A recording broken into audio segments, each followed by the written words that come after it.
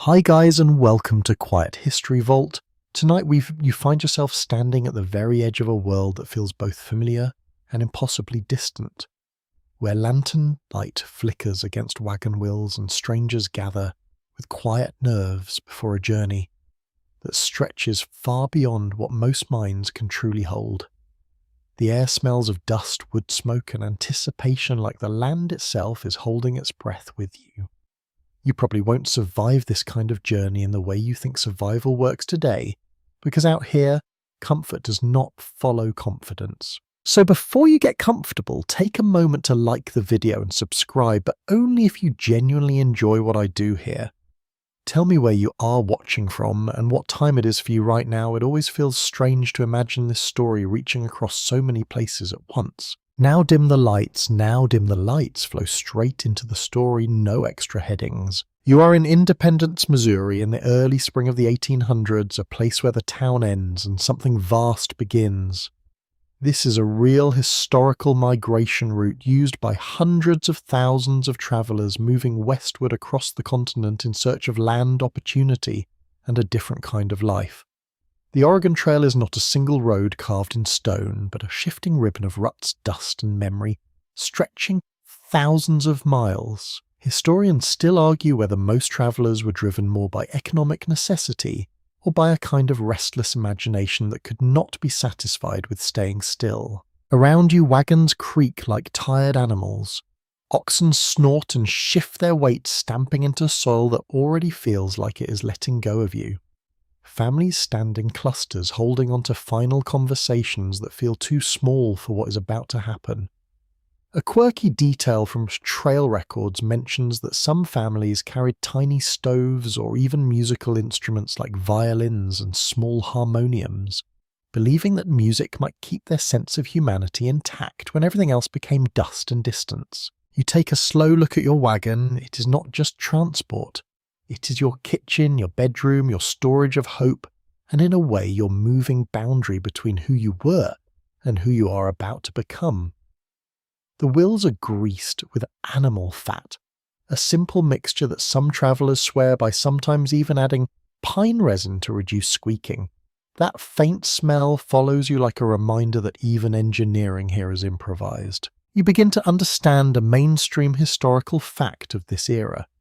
Between the 1840s and 1860s, the Oregon Trail became one of the most significant migration routes in North American expansion, shaping settlement patterns across several future states. But standing here, that fact feels too large to hold properly in your mind. It becomes something softer, more personal, like a rumor you're about to live inside. You hear laughter nearby, but it's thin, almost fragile. Someone is trying too hard to sound brave. A child asks a question about whether they will see the ocean soon, and the answer does not come quickly. You notice how every adult seems to be measuring silence differently, as if silence itself might be rationed later. The wagon master calls for preparation. Movement begins slow and uneven, like a sleeping creature waking unwillingly. You step closer to your wagon, feeling the rough wood under your hand. This is the first moment where there is no longer a back and forth, only forward. You think briefly of the houses behind you, not in detail, but in feeling. Warm walls, familiar corners, the predictable rhythm of staying in one place. Now they sit behind you like a dream that has already started to fade. The strange part is how quickly the mind accepts forward motion, even when the heart resists it. A bell sounds somewhere, or maybe it is just metal striking metal. The line begins to move. Dust rises immediately, soft at first, then thicker, like a curtain being pulled between you and everything you have known. You are now part of a wagon train, a moving community bound together by necessity rather than choice. And already you can feel how fragile that bond will be. As you move out of Independence, the ground changes texture under the wheels. The town thins behind you, replaced by open land that seems to stretch in every direction without apology. You hear the low rhythm of oxen hooves and wagon wheels, a sound that will soon become more familiar than your own voice. You pass the last cluster of buildings. Someone waves, someone does not. You realize you're already too far away to respond meaningfully. The prairie opens, and with it, something inside you begins to quietly shift as if your thoughts are learning a new language made of distance and endurance. You stand beside the wagon now, and the world narrows to wood rope, and everything you think you might need to survive what comes next. The air is already warmer here outside the town boundary, and dust settles into the seams of your clothing like it belongs there. Inside the wagon is not empty space. It is a question, a challenge, a slow negotiation between fear and practicality. You begin loading. Every object you touch suddenly feels heavier than it did at home. A cast iron pot is not just a kitchen tool anymore, it is dead weight that will be pulled across thousands of miles by animals already straining against the idea of distance. A blanket is not just warmth, it is space taken away from flour tools or medicine. Even the smallest items begin to feel like they are arguing for their right to exist. A mainstream historical fact settles quietly into your thoughts as you work. Most wagons used on this journey were built to carry somewhere between 1,000 and 2,000 pounds of supplies, depending on design and condition, yet families often underestimated how quickly that limit would be reached. The wagon you are loading is not infinitely patient. It has rules even if no one wrote them down where you can see. You place a barrel of flour near the centre to balance weight. Someone tells you it must stay dry at all costs, and you already understand that phrases like "at all costs" will soon stop feeling dramatic and start feeling literal. Next to it goes salted meat, hard biscuits, coffee, and dried beans. Every item is chosen not for pleasure, but for endurance. You realise you are building a moving version of a pantry that must survive heat, rain, hunger, and time itself. A quirky detail you hear from an older traveller nearby makes you pause.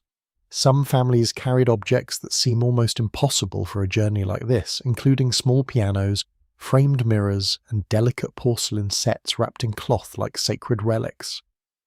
One story mentions a family bringing a full feather mattress, refusing to abandon the comfort of sleep even as they abandon nearly everything else.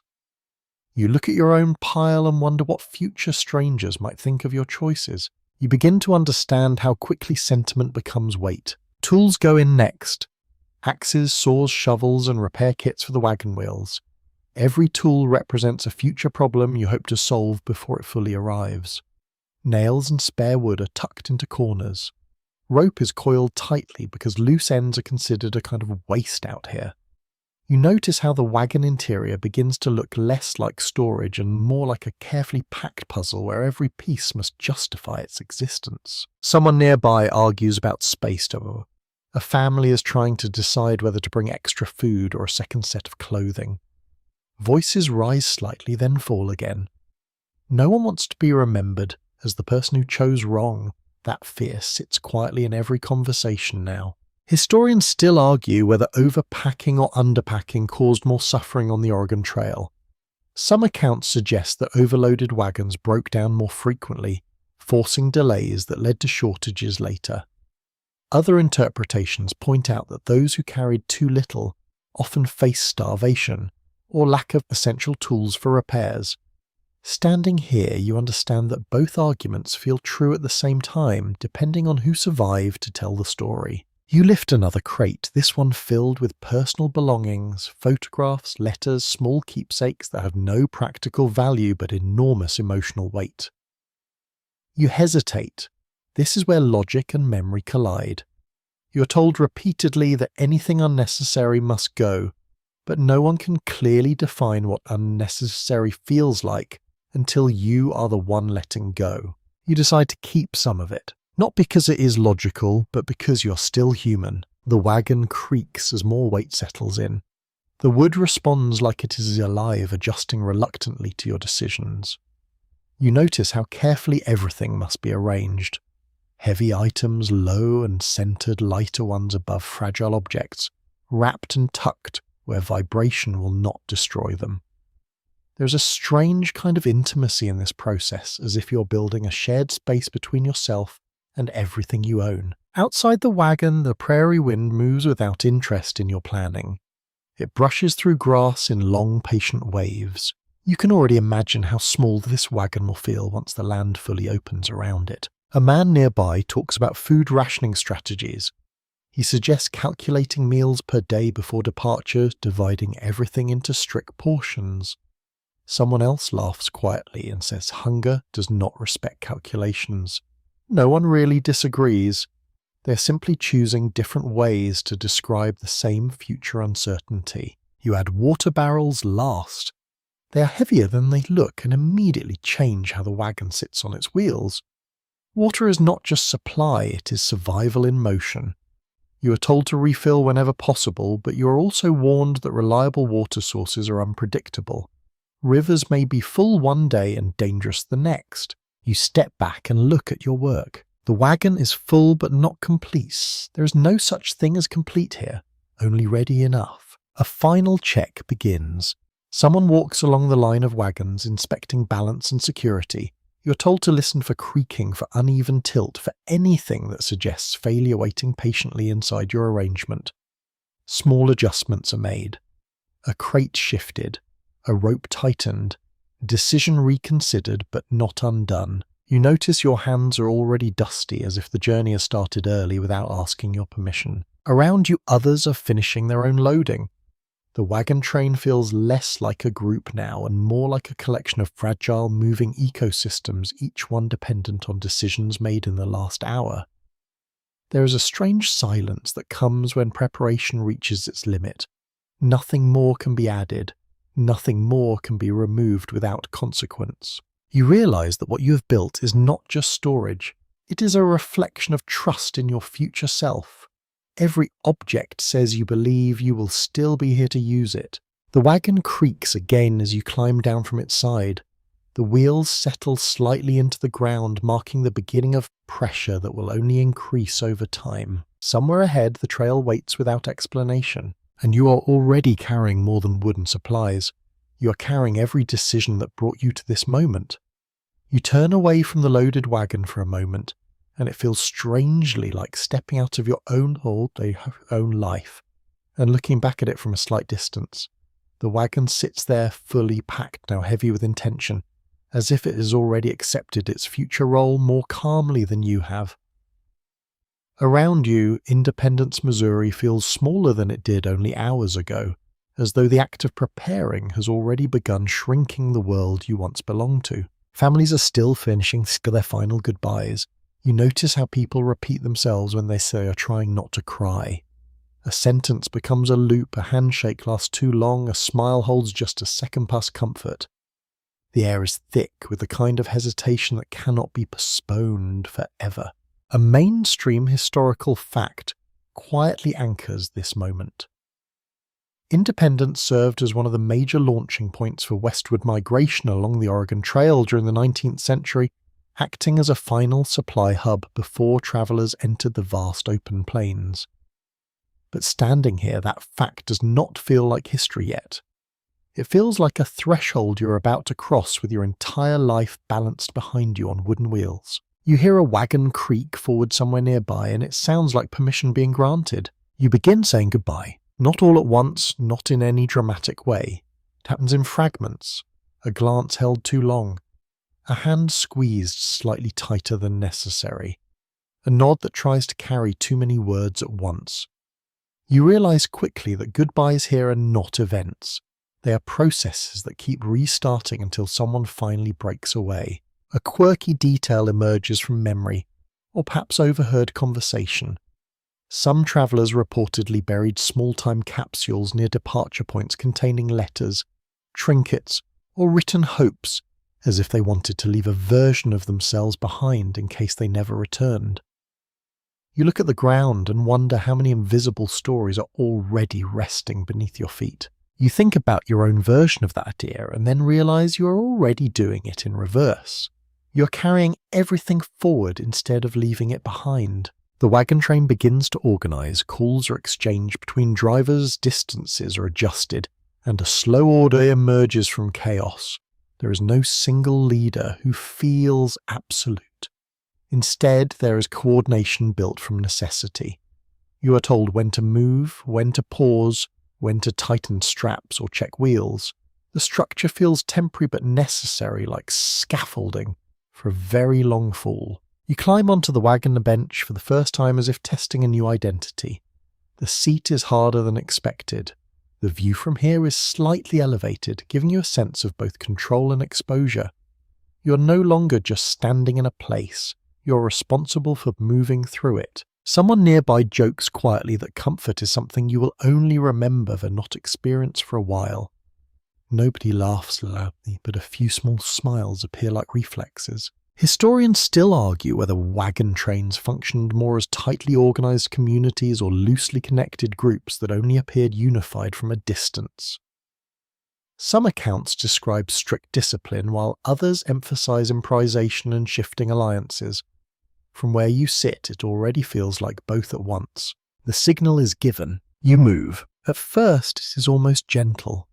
Wheels roll forward, oxen lean into their harnesses, and the entire train begins to shift as if waking up slowly. Dust rises again, but this time it does not feel like preparation. It feels like consequence. You pass the last edge of town. Buildings thin out. Fences become less frequent. Then even those begin to disappear. The land opens in front of you in a way that does not feel empty, but instead feels unmeasured, like no one has ever successfully finished describing it. The prairie stretches outward with quiet confidence. Grass moves in long waves under a wind that seems older than human planning. The sound of the wagon train becomes the dominant rhythm of your world wood against earth, leather straps tightening and loosening with every uneven patch of ground. You notice how quickly conversation changes once movement begins. Words become shorter, instructions replace stories. Emotional exchanges are postponed in favour of practical awareness. There is too much happening now for reflection to stay in the foreground. A small child asks from another wagon whether they are still close enough to go back. No one answers directly. The question simply dissolves into illusion. You feel it then subtly at first that there is no longer a clear distinction between leaving and travelling. They have merged into the same act. A wagon ahead sways slightly in a rut, and for a brief moment you understand how fragile this entire formation really is. A broken wheel, a sickest animal, a lost supply chain. Any of these could slow everything. Yet the train continues not because it is strong, but because stopping is more complicated than continuing. You adjust your grip on the reins. The oxen respond slowly, almost indifferent yet steady. You begin to learn their rhythm without speaking. They are not fast, not clever in any human sense, but they are persistent in a way that feels essential out here. Their breath becomes part of the soundscape, low and steady, like another engine you did not design but must depend on. A quirky observation comes from a traveller ahead, who mentions that some wagon trains developed unofficial song calls to coordinate movements, simple repeated phrases or rhythms shouted between drivers to maintain spacing. You hear something like that now, faint and uneven, drifting across the line like a fragile form of communication trying to survive distance. The sun shifts slightly overhead. Time begins to lose its usual structure. There are no landmarks yet, only wuxian and repetition. You realise that the act of travel itself is beginning to replace the idea of destination in your mind slowly without permission. Behind you, independence is no longer visible. Ahead of you, nothing has yet taken shape. And for the first time, you understand that this is what departure really feels like when it stops being symbolic and becomes physical reality. The moment the wagon train settles into its first true stretch of movement, you begin to understand that departure was only the beginning of something far more persistent. The town is gone now, not in a dramatic way, but in the quiet manner of things that slowly stop existing behind you when you refuse to turn around often enough. Ahead, the prairie opens like a vast breathing surface, endless and unbothered by your presence. The wheels beneath you begin to carve faint lines into the soil. These early miles feel uncertain, as though the land itself is still deciding how much resistance to offer. Dust rises in soft bursts, carried by the wagons in front of you, drifting back like a thin veil that never fully settles. It clings to your skin, your clothing, even your thoughts. A widely recorded fact about this migration era is that wagon trains often travelled in loosely organised groups that could stretch for miles depending on terrain and conditions. From your seat, that fact becomes something you can feel rather than simply know. The line of wagons ahead of you seems to dissolve into heat and distance, as if the world is slowly unspooling itself one vehicle at a time. You adjust your posture on the bench. The wooden seat already feels harder than it did only yesterday, and you realise that comfort is not disappearing suddenly. It is being slowly redefined until you no longer expect it in the same way. The oxen move with patient heaviness. Each step is deliberate, almost philosophical in its refusal to hurry. You begin to understand that speed is not a concept that matters here. Only continuity matters. The animals pause slightly, then continue as though negotiating with the earth itself. A quirky detail surfaces from travellers who made similar journeys. Some wagons reportedly carried small clay figurines or carved tokens that families would place along the trail at night, believing it would bring them luck or protections from misfortune. You imagine these quiet rituals scattered across the plains, little human gestures trying to speak to a landscape that does not answer. The prairie itself begins to show subtle changes as you move farther from the departure point. The grass grows taller in places, then flattens into broad patches where wind has pressed it down repeatedly over time. There are moments when the land feels almost like water shifting in waves under unseen pressure. You hear the sound of other wagons more clearly now. Wood creaks, metal rattles, leather straps tighten and release. It is not silence out here, but a different kind of noise, one that never resolves into background. It stays present like a companion that does not know how to leave. A mainstream historical fact often noted in migration records is that the first segment of the Oregon Trail from Missouri into the plains was considered both the easiest in terrain and the most psychologically disorienting. You feel that contradiction forming inside you already.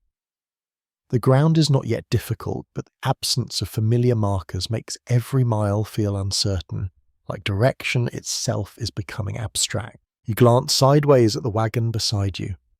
A family sits in quiet concentration, each person absorbed in their own adjustment to movement.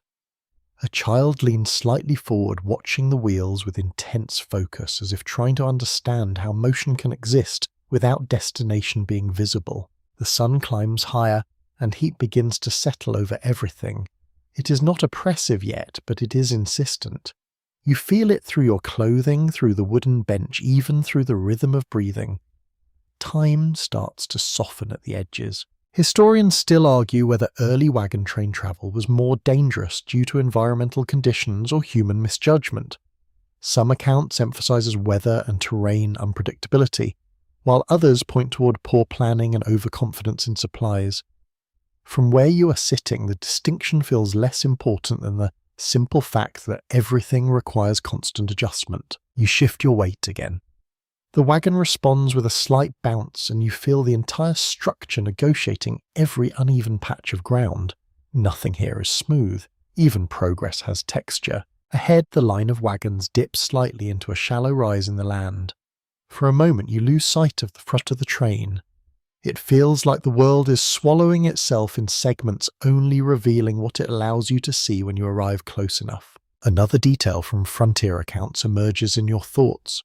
Some travellers kept detailed handwritten journals, not only of events, but of weather patterns, animal behaviour, and even emotional states, as though documenting experience might give it stability. You wonder how many of those journals survived long enough to be read by someone other than their authors. A soft wind passes across the prairie. It carries the smell of dry earth and something faintly green, like distant plant life reacting to the season. The wind does not push against you aggressively. It simply exists, moving through everything without permission. You begin to notice small sounds more clearly now.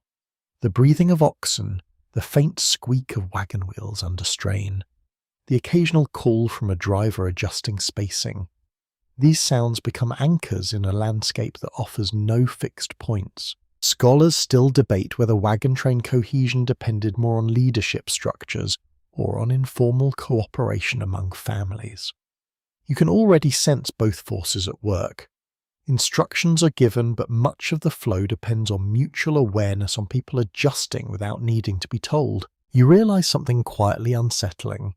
The land does not react to your presence, does not speed up or slow down for your convenience. It continues at its own rhythm, and you're simply learning how to move within it. The wagon jolts slightly over a rough patch. Your hands tighten instinctively. The motion is not dangerous, but it is unfamiliar enough to remind you that control here is partial at best. You're not steering the journey, you're participating in it. The prairie stretches again uninterrupted. In some directions the horizon looks so distant it feels like a suggestion rather than a boundary. You try to estimate distance, then stop yourself realizing that measurement itself is becoming unreliable. A quirky tidbit comes from oral accounts of trail life. Some wagon groups develop superstitions about specific landmarks, believing certain hills or lone trees carried either good fortune or misfortune depending on how they were passed. You pass no such landmark yet, but you already understand how easily the mind can assign meaning to anything that repeats. The wagon train continues forward steady and unhurried. Dust rises, settles, rises again. The rhythm becomes almost hypnotic. And somewhere inside that rhythm you begin to realize that the journey is no longer something you're preparing for. It is something you are already inside. The wagon train settles deeper into its rhythm, and you begin to notice something subtle happening to your sense of time. It no longer feels like a sequence of hours moving forward in clean order. Instead, it feels like a slow accumulation of moments, each one blending into the next until only motion remains clear. The prairie around you does not offer markers for division, so your mind starts improvising its own sense of structure. You sit on the wagon bench feeling the wood adjust beneath your weight as the wheels roll over uneven ground.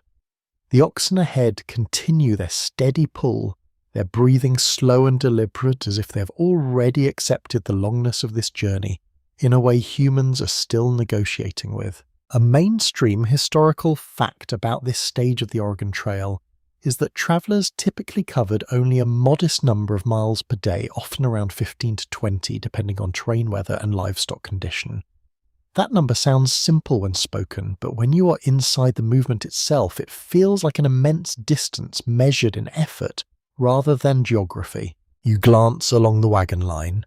Each vehicle sways slightly differently, as though each family is learning the same lesson in their own way.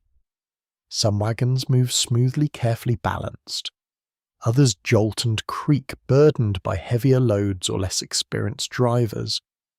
The entire train feels like a collection of separate experiments in survival moving in roughly the same direction. A quirky tidbit from trail accounts surfaces in your thoughts. Some travelers reportedly kept wagon pets that were not dogs or cats, but small animals like prairie chickens, or even turtles collected along the way. These creatures were sometimes kept for companionship, sometimes for food, and sometimes simply because letting go felt more difficult than carrying them forward. You imagine how strange it must be to measure companionship against endurance in that way. The sun shifts higher again and light spreads across the prairie in a way that feels almost too complete. There are no shadows that last very long. Everything is briefly defined, then softened again by distance or dust. You feel warmth on your shoulders, steady but not yet overwhelming. You adjust your grip on the reins. The motion of the wagon has already started to teach your hands what tension feels like when it is maintained for long periods. There is no moment of full relaxation anymore.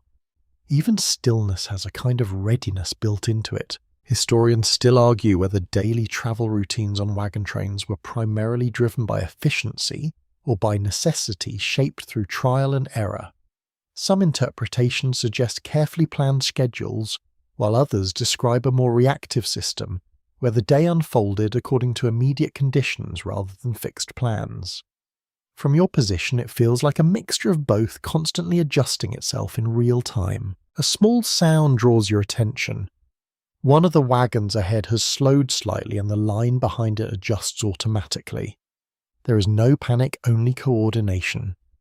You realize that movement here is collective in a way that depends on constant awareness of others. The prairie offers no resistance in obvious form, but it still demands attention. A rut here, a patch of uneven ground, they're subtle shifts in terrain that affect the wagon's balance. You begin to understand that difficulty is not always loud. Sometimes it is quiet and repetitive. You notice the oxen more closely now. Their ears flick occasionally, responding to sounds you cannot fully interpret. They seem to communicate with each other through small gestures and timing, creating a shared understanding that requires no human language. You start to trust their steadiness more than your own sense of direction.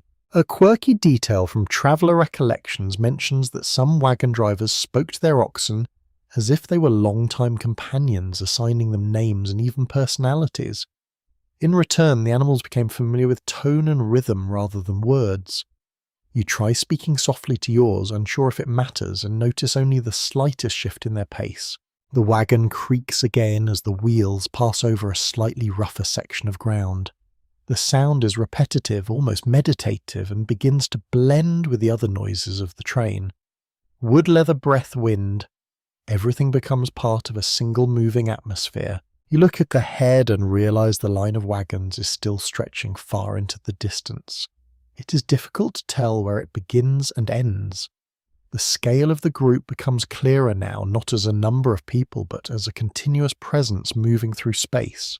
A mainstream historical fact relevant here is that wagon trains often relied on informal spacing systems where distance between wagons was maintained by visual cues and experience rather than strict measurement. That means much of the coordination depended on judgment shaped by repetition. You are already beginning to develop that instinct without fully realizing it. The land remains open, but it is no longer emotionally empty. It feels inhabited by motion itself, as if every part of it is participating in your passage without reacting to it. You shift slightly on the bench again, feeling the fatigue begin to settle into your lower back and shoulders. It is not exhaustion yet, but it is the early form of it, the kind that introduces itself gently before becoming permanent. Scholars still debated whether early trail fatigue was more psychological or physical in origin, with some emphasizing environmental strain and others pointing toward emotional displacement and uncertainty. Sitting here, you begin to understand why both explanations exist. The body tires, but so does the sense of familiarity. A distant call from another wagon briefly breaks the rhythm. Someone is checking spacing or perhaps warning of a minor adjustment ahead. The message travels down the line, fragments repeated and modified as it passes. You realize communication here is not about clarity, it is about continuity. The wind shifts slightly again. It carries dust warmth and a faint scent of dry grass that feels strangely grounding. There is something consistent in it, something that remains even as everything else moves. A small reflective moment arrives without invitation. You think about how quickly the world behind you has stopped existing in practical terms, not because it disappeared, but because it no longer participates in your immediate reality. That separation feels less like loss and more like transition. The wagon train continues forward, and you begin to understand that endurance is not a dramatic choice made once, but a series of small decisions repeated until they become indistinguishable from movement itself. The morning stretches on, and the prairie begins to show you its first real tests in a language that is not immediately obvious. Nothing dramatic announces itself. There are no warning signs, no clear thresholds between ease and difficulty. Instead, the land simply becomes more demanding in small, almost invisible increments, as if it is asking whether you are paying attention. You feel it in the wagon first, a slight unevenness in the wheels, a deeper bounce over certain patches of ground, a subtle pull that requires more correction than before. The oxen sense it too, their pace adjusting without instruction. You begin to understand that this journey is not guided by landmarks, but by continuous interpretation of terrain. A mainstream historical fact about the early stretch of the Oregon Trail is that river systems shape nearly every major route decision, forcing travelers to follow natural corridors rather than straight lines westward. That truth becomes tangible as you realize how often your path bends and adjusts to what the land allows rather than what you prefer. Ahead, the wagon line dips toward a shallow crossing point. The water is not yet fully visible, but the movement of the group suggests it is near. You notice a slight tightening in the behavior of those around you, a collective focus that replaces earlier conversation. Even the air feels different, heavier in anticipation. You begin preparing instinctively. Hands adjust reins, eyes scan the ground ahead. The wagon creaks in a way that now feels familiar, almost reassuring in its predictability. You realize that comfort here is not absence of difficulty, but familiarity with repetition. A quirky tidbit from trail accounts mentions that some travelers believed river crossings were safer if families sang or spoke aloud during entry, as though sound itself could steady animals and reduce panic. You hear nothing like that yet, only the quieter preparation of people who have learned that silence often precedes chaos. The oxen step forward into softer ground. The soil changes texture beneath the wheels, becoming damp, less stable, more uncertain. You feel the wagon shift slightly as weight redistributes. The sound of wood against earth changes pitch, becoming more hollow, more cautious. The river comes into view. It is not dramatic in appearance, it does not roar or announce itself as danger. Instead, it moves steadily, wide enough to demand attention, but calm enough to tempt underestimation. Its surface reflects the sky in broken fragments, disturbed by small currents that suggest depth without revealing it fully. Historians still argue whether river crossings on the Oregon Trail were more dangerous due to natural conditions or due to human misjudgment in timing and preparation. Standing at the edge now, you can see why both interpretations persist. The river does not appear hostile. It simply exists in a way that requires precision. The wagon ahead of you begins its entry. The oxen step carefully, their legs disappearing slightly into the water. The wagon tilts just enough to make your attention sharpen. You watch closely, every movement now feeling more significant than before. Your turn approaches. The driver ahead signals spacing adjustment. The train slows slightly, organizing itself like a chain of cautious decisions. You realize that each crossing is not just a physical act, but a collective negotiation between water weight and timing. You guide the oxen forward. The moment the wheels touch water, everything changes texture. Sound dulls slightly. Movement becomes heavier, slower, more deliberate. The river resists in a way that is subtle but undeniable. It is not forceful, but it is persistent. Water rises around the wheels. You feel the wagon shift under you, and your body instinctively adjusts to maintain balance.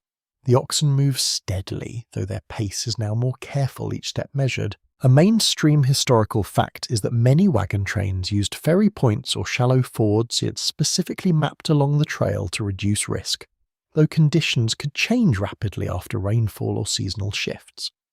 That variability is present here in a way no map can fully capture. What looked safe becomes conditional the moment you enter it. Halfway across, the current becomes slightly stronger. The wagon tilts again, and you feel a brief tightening in your chest that is not quite fear, but close to it. You watch the oxen closely, trusting their steady rhythm more than your own sense of control. A quirky detail from emigrant accounts notes that some travelers mark successful river crossings by immediately stopping afterward to check wagon wheels for hidden cracks or shifting bolts, treating this moment as both relief and inspection. You can already imagine doing the same. The wagon continues forward. Step by step, the river gives way, and then slowly the wheels touch solid ground again. For a moment, nothing moves except the dripping water falling from wood and metal. The wagon feels heavier for having crossed, as if it has absorbed part of the river's memory. You pause, letting the oxen rest, briefly noticing how quickly tension turns into release without ever fully disappearing. Scholars still debated whether river crossings were psychologically more impactful than physically dangerous, suggesting that the real challenge lay in the anticipation rather than the passage itself. Sitting here now, you understand that anticipation is its own form of terrain. The train begins to reform on the far side. Wagons regroup, spacing adjusts, and the rhythm resumes slowly as if relearning itself after interruption. You look back once at the river. It continues flowing without acknowledgement, unchanged by your passage. Ahead, the prairie opens again, waiting, and you realize that what just happened was not an obstacle overcome, but a pattern that will repeat in many different forms. The wagon train moves on from the river crossing, but something about the world feels subtly altered, as if the passage through water has changed. Not just the wagons, but your perception of everything around you. The ground is drier again now, yet you still sense the river behind you in the rhythm of dripping wood and the faint heaviness in the wheels. It is gone, but not entirely finished with you. You settle back into motion. The prairie opens wide once more, and the line of wagons stretches forward like a slow-breathing creature. Dust rises again, but it feels different after the water heavier at first before thinning into the air. The sun continues its climb and the day begins to take on a more insistent quality, as if it has decided to fully arrive. A mainstream historical fact about this stage of travel is that wagon trains often had to carefully coordinate their daily start times after difficult crossings, since delays at rivers could shift entire schedules and affect access to grazing land for animals. That coordination now becomes visible to you, as the group gradually regains its rhythm, one wagon at a time finding its place again in the moving line. You notice how silence returns after major events. Not immediate silence, but a settling quiet that spreads through people who have used up their available words for the moment. Conversation resumes slowly in fragments, as if everyone is checking whether speech is still necessary. Your hands remain on the reins. The oxen are steady again, though their pace feels slightly more cautious for a while.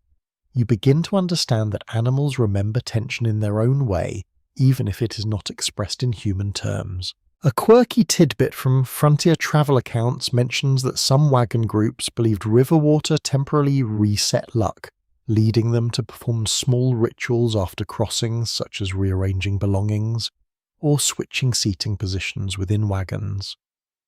You glance around your own wagon, noticing how nothing has changed except everything feels subtly reorganized in your awareness. The land ahead shows no immediate obstacles, but you are now more alert to what might appear without warning. That awareness becomes a kind of second vision, one that never fully relaxes. You pass small clusters of grassland dotted with wildflowers that seem almost out of place in such a harsh journey.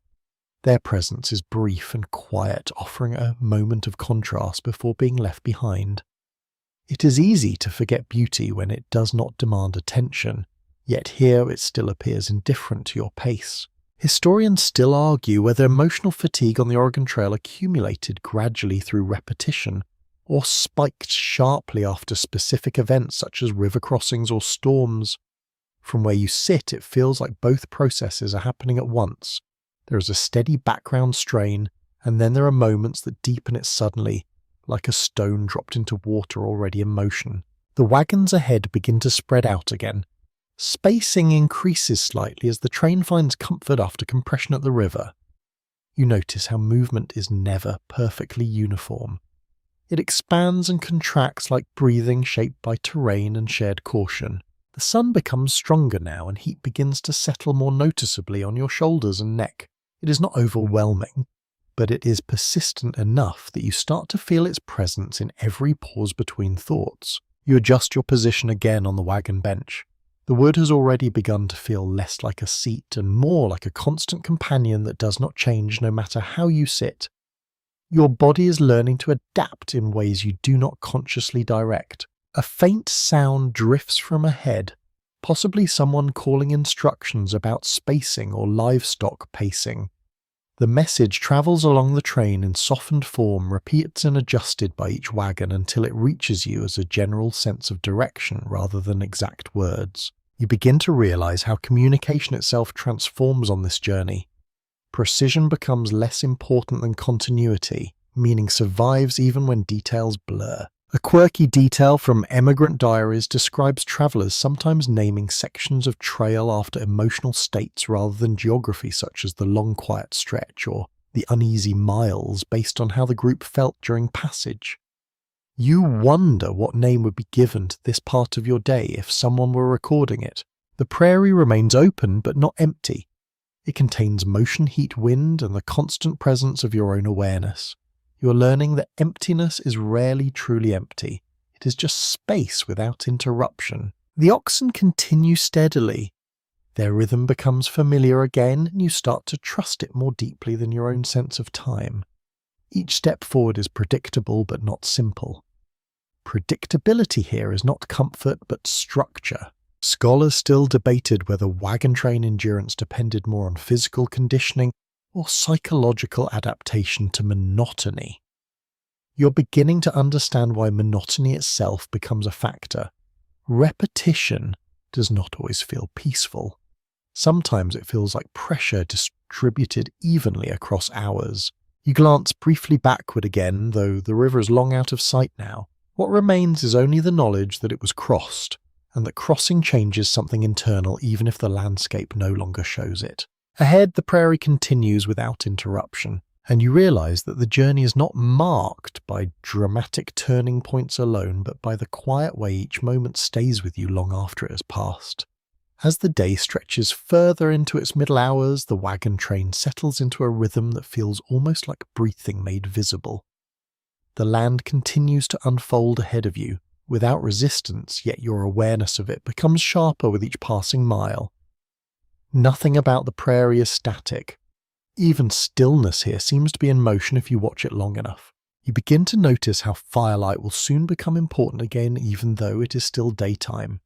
That thought arrives not as fear but as preparation, as if your mind is already rehearsing the shape of evening before it is fully formed. A widely recorded historical fact is that wagon trains typically follow daily cycles built around daylight's travel, often starting early in the morning and stopping before full darkness to allow time for grazing livestock and setting up camp.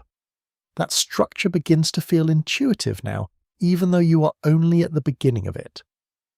Time is no longer measured by clocks, but by decisions about movement and rest. The oxen maintain their steady pull, and you find yourself watching their behaviour with increasing attention.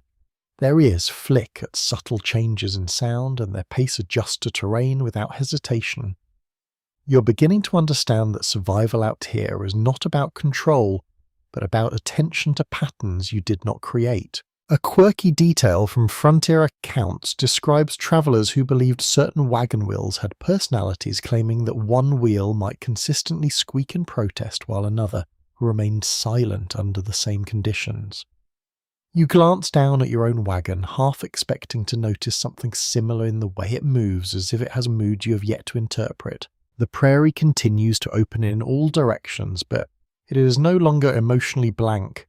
It feels inhabited by invisible layers of past movement, as if countless journeys have pressed themselves into the soil over time. You're not the first to pass here, and that realization adds a strange sense of continuity. You shift slightly on the bench again. The wood has warmed under the sun and carries a rough familiarity now. Your body is slowly learning how to exist in motion without resistance. Stillness feels less natural than movement at this point. A faint call travels from the front of the wagon line. Instructions about spacing or livestock pace drift backward in fragmented form, reshaped by each wagon it passes. The message changes slightly as it moves, but the intention remains intact. You begin to realize how communication here survives through repetition rather than precision. Historians still argue whether wagon train organization depended more on formal leadership roles or on collective adaptation shaped by necessity. From your perspective, both seem true at once. Authority exists, but it is flexible, constantly adjusted by conditions that no single person can fully control. The sun continues its slow journey overhead, and shadows shorten briefly before stretching again in subtle shifts. Heat builds gradually, not in sudden waves, but in a steady accumulation that becomes noticeable only after it has already settled in. You reach for a container of water and take a measured sip. The act feels more significant than it should. Water is no longer just refreshment. It is something you negotiate with time itself, deciding when comfort is worth the cost of future uncertainty. A quirky tidbit from Emigrant Sprees mentions that some wagon groups developed informal listening pauses during travel moments when conversation would stop so drivers could better hear wheel sounds or animal behaviour for signs of trouble. You notice something like that happening naturally now as silence emerges whenever attention is required. The wagon train passes through a stretch where the ground becomes slightly uneven. The wheels respond with soft, irregular jolts that travel up through the frame. You adjust your posture again without thinking. Your body is becoming fluent in small corrections. The prairie here is not empty. It contains subtle variations in colour and texture that only become visible when you slow your attention. Small dips in the land clusters of taller grass, faint traces of animal, paths that cross and disappear. Everything is connected but not explained. You begin to feel a quiet awareness of distance in your muscles. Not fatigue yet, but a sense that your body is learning the shape of long travel. Shoulders back and hands begin to carry memory and physical form. Scholars still debated whether the psychological impact of prairie travel came from isolation or from the overwhelming openness of the landscape itself. You start to understand why both ideas persist. There is solitude here, but it is not enclosed. It stretches outward in every direction. A wagon ahead briefly slows, then resumes pace. The entire train adjusts in response like a single organism responding to a minor change in its own rhythm. You are part of that organism now, even if you still feel separate inside it. The wind shifts again. It carries warmth and dryness, and something faintly earthy that reminds you of soil exposed to long sunlight. It does not push or resist. It simply moves through everything equally. You glance sideways at the wagon beside you. The faces there are focused calm in a way that feels practiced. You realize that everyone here is learning the same skills at different speeds. Observation, adjustment, patience. A mainstream historical fact relevant to this stage of travel is that early wagon trains often had to balance speed with the need to preserve livestock health, since pushing too hard in early miles could weaken animals before the most difficult terrain was reached. That balance is visible in every decision you see around you now. The day continues forward without interruption, and you begin to understand that progress on this journey is not measured in distance alone, but in how well you can remain steady while everything around you slowly changes shape. By the time the sun begins its slow descent from its highest point, the prairie has already rewritten your sense of what a single day feels like. Morning and afternoon no longer feel like separate experiences. They blend together into one long passage of motion, interrupted only by changes in terrain light and the occasional shift in silence among the wagons. You notice your body beginning to speak more clearly than your thoughts. The slight ache in your shoulders, the steady pressure in your lower back, the way your hands adjust without instruction whenever the wagon hits uneven ground. It is as if your body has started learning the language of the trail faster than your mind. A mainstream historical fact about wagon travel on the Oregon Trail is that livestock, especially oxen and cattle, were considered more reliable than horses for pulling heavy wagons over long distances because they required less specialized feed and could endure steady, slow labor. That fact becomes visible to you not as information, but as behavior unfolding in real time in front of you. The oxen continue their patient rhythm, their heads lowered slightly, as if they have already accepted the long nature of this work. You find yourself watching them more closely now, noticing how their pace is not forced but negotiated with the ground itself. Every step is a quiet agreement between effort and endurance. A quirky tidbit from Frontier accounts describes travelers sometimes decorating their oxen with ribbons or small bells during early parts of the journey, partly for identification and partly as a way to bring familiarity and personality into an otherwise harsh routine. You imagine how strange it must feel for animals to be briefly turned into symbols of hope before becoming symbols of necessity. The wagon train moves through a stretch of land where the grass grows slightly shorter, as if it has been shaped by repeated passage over time. You wonder how many others have travelled this exact path before you. their wheels leaving impressions that have since softened but not disappeared entirely. You adjust your seating, again shifting weight from one side to the other. The bench feels less like furniture now and more like a fixed point you must adapt yourself to rather than expect comfort from. Your awareness of small physical adjustments becomes constant.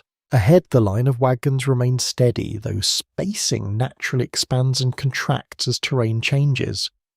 You notice how each wagon develops its own rhythm within the larger movement, yet still remains connected to the group's overall pace. It is a balance between individuality and dependence that never fully resolves. Historians still argue whether wagon train cohesion was primarily maintained through shared necessity or through emerging social structures that formed under sustained travel conditions. From your perspective, it feels less like either explanation alone and more like a gradual blending of both shaped by constant interaction and mutual adjustment. A faint sound from somewhere ahead suggests a brief halt or slow down, and the entire train responds almost immediately. The change travels backward along the line like a ripple, subtle but coordinated. You're beginning to understand how sensitive this system is, how every part influences the rest. The sun continues to shift lower, though still high enough to cast strong light across the open plains. Shadows lengthen slightly, stretching behind wagons and oxen in elongated shapes that move with them. The land feels wider now, as if distance itself has expanded. You take another sip of water, noticing how carefully you now ration even small actions. Nothing is done without a sense of timing. Even rest becomes something measured against what might come later. A quirky detail from emigrant diaries mentions that some travellers began assigning informal roles to family members during travel, such as wheel watcher, animal minder, or supply checker, even when no formal system required it. You can sense similar patterns emerging around you, though unspoken as people naturally fall into responsibilities through repetition. The prairie offers no resistance, but it also offers no reassurance. It simply continues. That continuity begins to feel like its own kind of pressure, not urgent but persistent. You notice a brief moment of stillness in your thoughts where the sound of wheels and wind seems to fade slightly into the background. In that space, you become aware of how far you have already travelled without any clear internal sense of distance. The idea of miles becomes abstract again, replaced by experience. Scholars still debated whether the psychological adaptation to long wagon travel was primarily a form of resilience or a gradual numbing of emotional response to constant environmental repetition. You begin to recognize elements of both in your own awareness, though neither feels complete on its own. The wagon passes over a slightly rougher patch of ground, and the familiar jolt returns through the frame. Your body responds instantly, adjusting without conscious thought. This responsiveness is becoming automatic now, a quiet collaboration between you and the machine you are riding. You glance briefly at the horizon. It remains distant and undefined, neither closer nor farther in any meaningful way. It simply exists, always ahead, never resolved. A mainstream historical fact relevant here is that many wagon trains established informal evening routines even before stopping preparing mentally and physically for camp setup well in advance of actual arrival. You begin to feel that anticipation building slowly now, even though the day is not yet over. The oxen continue forward without change in demeanour. Their endurance feels less like effort and more like state of being. You find yourself trusting their rhythm more than your sense of time. The wind shifts once more, passing across the prairie in a steady flow that cools the heat slightly, but does not interrupt the day's persistence. It carries no message, only movement. And as the wagon train continues forward, you realise that what once felt like a journey is gradually becoming a condition of existence, something you are no longer moving through but living inside. As the light begins to soften toward late afternoon, the prairie takes on a different quality, one that feels quieter without actually becoming silent. The heat is still present, but it is no longer sharp. Instead, it settles into everything evenly, like a constant reminder that the day is not yet finished with you. You feel a subtle shift in the wagon train's rhythm. It is not spoken, not announced, but it is understood. Movement continues, yet there is a growing awareness that stopping will eventually become necessary. That awareness begins to shape how everyone behaves even without direct instruction. A mainstream historical fact about wagon travel along the Oregon Trail is that daily stops were carefully timed to allow livestock grazing, since animals required long feeding periods to maintain strength for the journey. That practical necessity becomes visible now in the way attention begins to drift towards suitable ground even before any official call is made. You notice the oxen again. Their pace remains steady, but there is a slight change in energy, a subtle easing that suggests they sense the approaching end of movement for the day. Their behaviour is not dramatic, but it is precise in its consistency. A quirky tidbit from frontier accounts describes travellers sometimes naming their resting spots after emotional states rather than geography, such as Hope Hollow or Tired Meadow, because official names rarely existed for the places where they stopped. You look across the landscape and realise how easy it would be to invent names simply to make the vastness feel more familiar. The wagon ahead begins to slow slightly. The change is small at first, almost imperceptible, but it spreads backward through the train like a quiet instruction. The rhythm of wheels adjusts, the sound of motion becomes less urgent. You ease your grip on the reins, not fully relaxing, but preparing for transition. Your body recognizes patterns now, even if your thoughts lag slightly behind them. There is a growing sense that the day is entering its final phase, though nothing has formally ended. The prairie around you remains open, but the light begins to angle differently. Shadows stretch longer, softening the edges of wagons and animals. The land feels less like something you are moving across and more like something you are moving within. Historians still argue whether wagon train evening routines were driven more by practical necessity or by psychological need for structure after long hours of monotony. From your perspective, both interpretations feel accurate. The act of stopping is not only logistical, but also emotional, a way of marking survival through repetition. You pass a patch of land where grass grows slightly denser, and the wagon wheels leave deeper impressions as they move through it. You notice how the ground itself seems to respond differently, depending on moisture and texture, offering subtle resistance where earlier here there was ease. A faint call from the front signals preparation for slowing. The train responds again as a unified system spacing adjusts and conversation becomes slightly more audible. The tension of constant motion begins to release in small increments. You think about water again and food and the process of setting up camp. These tasks are not yet happening, but they already exist in your awareness as the next inevitable layer of effort. Nothing ends cleanly here. Everything transitions. A quirky detail from emigrant diaries mentions that some travellers developed small rituals before stopping, such as tightening wagon covers or checking animal harnesses twice as a way of mentally preparing for the shift from movement to stillness. You find yourself doing similar things without instruction, almost automatically. The sun continues its descent, though still high enough to keep the landscape fully visible. The prairie now feels broader in a different way, not in distance, but in emotional openness. It is as if the day is slowly loosening its grip.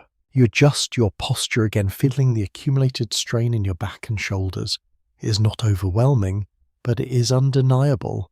Your body is keeping careful record of everything that has happened since morning. A mainstream historical fact relevant to this stage of travel is that wagon trains often selected camping locations based on access to water grazing and defensible terrain even when no immediate threats were visible. That habit of evaluation becomes part of your own thinking now as your eyes begin scanning the land almost unconsciously. The wagons ahead slow further. The rhythm of the train shifts from forward momentum to preparation for pause. Dust settles more quickly now, no longer continuously stirred. Scholars still debated whether the emotional relief of stopping each day outweighed the fatigue of constant breakdown and setup routines. You begin to understand why that question exists. The idea of rest here is complicated. It is both relief and another form of labour.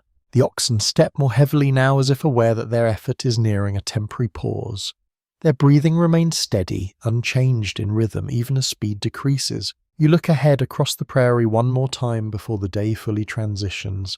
The horizon is still distant, still unresolved, but it feels slightly less abstract now. It is becoming something you will return to tomorrow, not something you are trying to reach today. And as the wagon train prepares to stop, you realize that even rest on this journey is part of the movement, just seen from a different angle. The wagon train finally eases into its stopping rhythm, and the change is almost more noticeable in your body than in the landscape. Motion fades gradually, rather than disappearing all at once like a thought drifting into silence. The oxen slow first, then the wagons follow, and soon the entire line feels suspended between travel and rest. You feel the wagon roll a little more heavily as it settles into uneven ground. The creak of wood becomes less frequent, replaced by the softer sounds of animals breathing and people beginning to move with intention again. After hours of constant forward motion, stillness feels strangely active, as if stopping itself requires effort. A mainstream historical fact about wagon travel on the Oregon Trail is that camps were typically established in a loose circular or semicircular formation when conditions allowed, providing both organization and a sense of shared protection among travelers. You begin to see that pattern forming now, as wagons subtly angle into position, not perfectly, but with practiced familiarity. You climb down from the wagon bench. Your legs feel slightly different on solid ground, as though they are recalibrating to a surface that is not moving beneath you. The earth feels steady, almost stubborn in its refusal to shift. Around you, activity begins to unfold quickly. People move with purpose that feels almost rehearsed. Stakes are driven into the ground. Animals are guided to grazing areas, and water containers are lifted and carried with careful attention. The camp is not quiet, but its noise is different now. It is noise with direction. A quirky tidbit from frontier accounts mentions that some travelers would assign informal names to their camp circles based on the mood of the day or the difficulty of travel, such as the Dusty Rest or the Quiet Bend, even though these names had no official record. You look around and wonder what name this first camp of your journey might earn, if someone were to remember it later. You help guide your oxen to a grazing area. They lower their heads immediately, as if they have been waiting for this moment longer than you have. Watching them, you begin to understand how essential these pauses are, not as luxury but as requirement. Water is fetched from stored barrels. Food preparation begins in simple, repetitive motions. There is no elaborate cooking. Here, only function. Firewood is gathered and small flames begin to appear across the camp like scattered points of shared survival. Historians still argue whether evening camp life on wagon trains was more socially cohesive or more fragmented depending on group composition. Some accounts describe strong communal cooperation, while others highlight tension and quiet isolation within individual families. Standing here, you can sense both possibilities existing at once. The sun lowers further, casting long, softened light across the prairie. Shadows stretch outward from wagons and animals, merging into a larger pattern that makes the entire camp feel connected. For a moment, everything appears part of a single arrangement shaped by necessity. You sit briefly near your wagon. The wood beside you is warm from the day holding on to heat even as the air begins to cool. Your body finally acknowledges fatigue more clearly now that movement has stopped. A mainstream historical fact relevant to this stage of travel is that campfire routines often served both practical and emotional purposes, providing warmth, cooking space, and a shared focal point for communication and storytelling. You can already see how naturally people drift toward those gathering points. Small conversations begin to form around you. They're quieter than earlier in the day, more deliberate. Words are no longer about coordination, but about reflection, however brief. Someone comments on the river crossing earlier. Another person checks supplies. Everything feels slightly slower, as if thought itself has decelerated. A quirky detail from emigrant diaries describes travelers sometimes using the first night of camp to mentally count what remained, reviewing supplies and livestock, almost like a ritual of reassurance. You find yourself doing something similar without being told. Scholars still debated whether wagon train camp life functioned more as a survival strategy or as an emerging form of temporary society with its own rules and rhythms. You begin to understand why both interpretations exist. It feels like both structure and improvisation at the same time. The firelight grows stronger as evening approaches. Its glow changes the appearance of everything. It touches softening edges, making faces appear calmer than they felt during the day. The prairie beyond the camp fades into darker tones, less defined but still present. You notice how quickly the transition from motion to stillness becomes normal. What felt impossible to imagine this morning now feels routine, even expected. The oxen settle fully into grazing. The sound of chewing and occasional movement replaces the earlier rhythm of pulling. The wagon stands still, no longer negotiating with terrain. You look outward once more before the light fades further. The prairie remains vast, unchanged and waiting, but now for the first time it is you who has stopped moving through it. Night arrives on the prairie with a softness that feels almost deceptive after the intensity of the day. The sky shifts from gold to deepening blue, then to something darker that still holds faint traces of light at its edges. The campfire becomes the centre of everything, not because it is large, but because everything else recedes into shadow. You sit near your wagon listening to the sounds of camp life settling into its evening form. The creak of wood has quieted. The oxen are calm. Conversations are lower now, stretched into slower rhythms. Even movement feels more deliberate, as if the day has finally reduced everyone to what is necessary rather than what is optional. A mainstream historical fact about wagon travel on the Oregon Trail is that nighttime camps often relied on simple protective arrangements with wagons, positioned to form loose boundaries that help define space for families and livestock. That arrangement begins to make emotional sense now, as the open prairie around you feels vast enough to make even small boundaries feel meaningful. You watch the fire crackle. It does not roar or demand attention. It simply persists, transforming small pieces of wood into steady warmth and light. The smell of smoke drifts through the camp, carrying with it the first real sense of pause you have experienced since leaving Independence. A quirky tidbit from frontier accounts mentions that some travellers believed campfires attracted both comfort and misfortune, leading certain groups to place small stones or personal objects near the fire as symbolic protection. You notice faint arrangements of belongings near different fires around the camp, each one slightly different, each one quietly personal. Your body finally begins to acknowledge the full weight of the day. Fatigue is no longer distant. It is present in your shoulders, in your legs, in the quiet heaviness behind your eyes. Yet it is not overwhelming. It is simply there, like proof that movement happened. You notice how the camp organizes itself without instruction. People gather in small clusters, some closer to firelight, others slightly apart. Conversations form and dissolve naturally. There is no formal structure, yet everything feels loosely coordinated by shared understanding. A faint breeze moves across the prairie cooler now than earlier in the day. It passes through the camp without disturbing it, as if the night itself is learning your presence but not reacting to it. Historians still argue whether emotional bonding among wagon train travellers was strongest during travel hours or during evening camp routines when shared vulnerability was most apparent. From where you sit, the evening feels more revealing. The day demanded action. The night invites reflection. You take a small portion of food, simple and functional, eaten without ceremony. Taste is present but not emphasized. Hunger is not dramatic yet, but it is becoming a steady background condition, something that will repeat daily without surprise. Around the fire, someone begins speaking softly about the day's river crossing. The tone is not dramatic but observational. Others listen without interruption.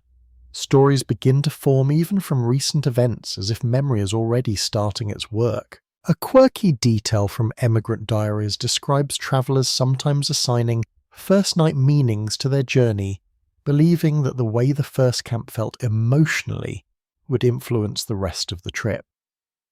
You wonder briefly what meaning this night might carry forward. The prairie beyond the firelight is almost invisible now. Not empty, but unlit. It exists in suggestion rather than detail.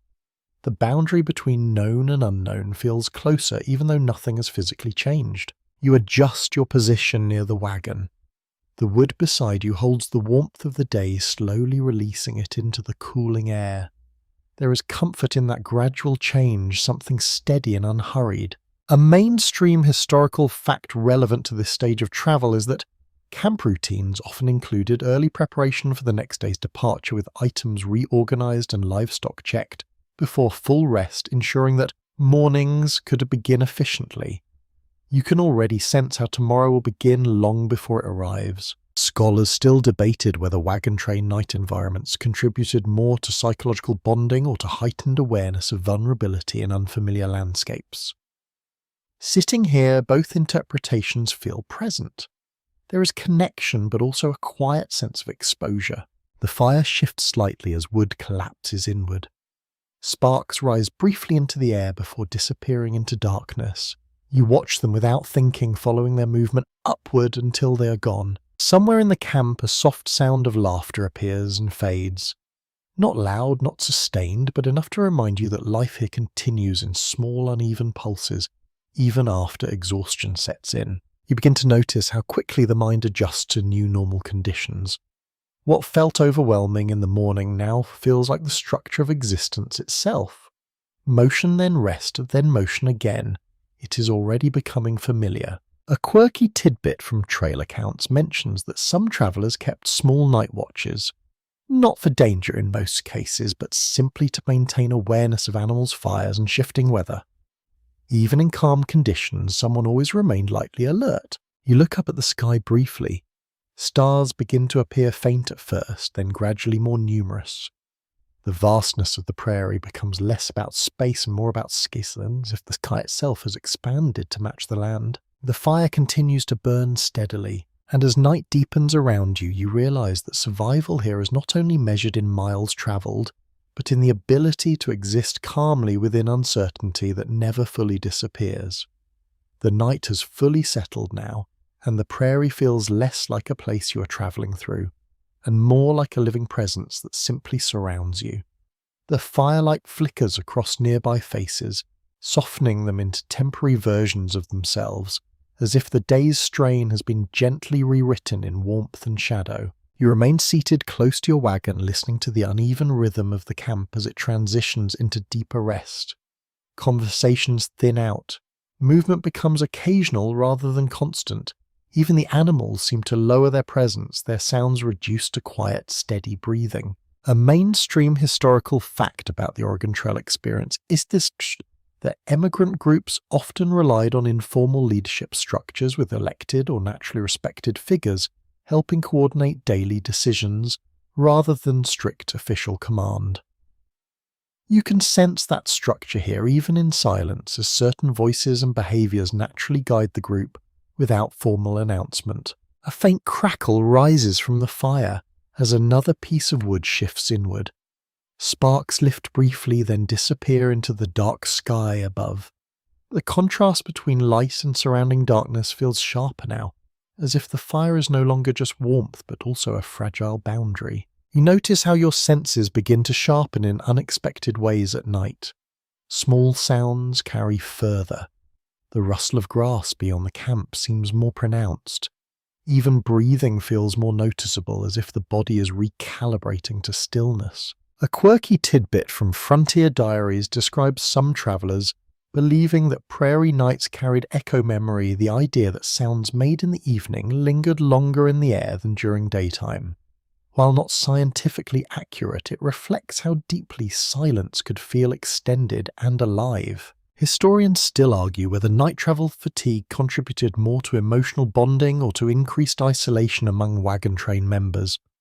From where you sit, both conditions seem to exist side by side.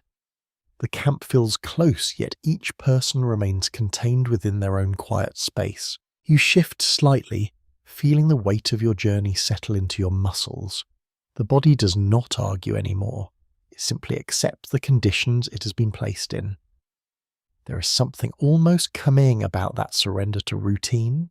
Around you, the campfire continues its slow transformation of wood into ash and light. It does not rush, it does not hesitate. It simply continues until it no longer can. A mainstream historical fact is that many wagon trains followed a seasonal rhythm, timing their departure in spring so that travellers could cross rivers during manageable flows and reach Western territories before winter conditions became severe. That awareness of time already begins to shape your sense of urgency, even though you have only just begun. You glance toward the darker edges of the camp. Shapes of wagons are barely visible now, outlined faintly by remaining firelight. They resemble stationary silhouettes rather than vehicles, as if they have temporarily transformed into part of the landscape. A quiet breeze passes through again. It moves gently across exposed skin, reminding you that the night is not static. It is always in motion, even when everything else appears still. A quirky detail from emigrant accounts mentions that some travellers kept small personal objects near their sleeping areas, believing it helped anchor them emotionally in unfamiliar terrain. These objects range from photographs to small tools to simple fabric tokens carried from home. You realise how quickly home becomes a flexible idea here. It is no longer a place you return to daily. It is something carried adjusted and mentally reconstructed wherever you stop. Scholars still debated whether wagon train night environments created stronger long-term psychological resilience or whether they simply masked stress through exhaustion and routine. Sitting here, you can feel how both interpretations might be true depending on the person experiencing it. The fire begins to lower slightly, its brightness softening as fuel reduces. Shadows deepen around the edges of the camp. The prairie beyond becomes almost entirely indistinguishable from the sky. You feel your eyelids grow heavier, not suddenly but gradually, like a tide moving inward without urgency. The day's images begin to overlap in memory. River crossing, dust, movement, silence, firelight. Around the camp, the final signs of activity fade. A few figures still move faintly in the distance, tending to small tasks, but even those motions feel slowed as if the land itself is encouraging rest. A mainstream historical fact about frontier travel is that sleep patterns often became fragmented, with travellers waking multiple times during the night due to environmental sounds, livestock needs, or shifting weather conditions. You already sense how different rest will feel here compared to settled life. You lean slightly against the wagon. The wood is cool now, having fully released its daytime warmth. It feels steady, supportive, unchanging. The fire gives one last bright flicker before settling into a lower glow. Embers remain visible, glowing softly like scattered memories of flame rather than active fire. You look out one final time into the darkness beyond camp. There is nothing to see clearly, and yet everything feels present. The prairie does not end at night. It simply becomes quieter than your ability to notice. Sleep does not arrive in a single moment here.